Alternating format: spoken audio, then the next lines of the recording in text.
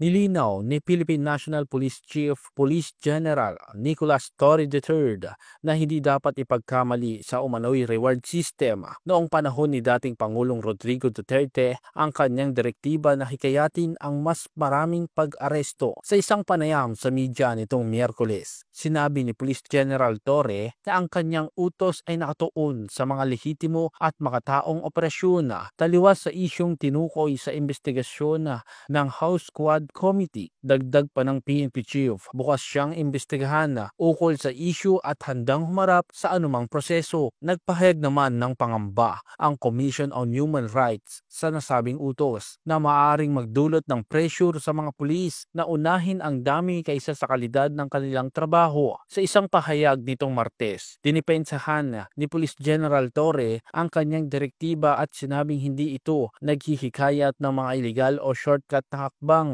Kiit niya, likas na bahagi ng trabaho ng pulis ang pag-aresto at may mga umiiral na mekanismo para sa mga reklamo tulad ng PNP Internal Affairs Service, National Police Commission, DILG at mismong mga lokal na opisyal.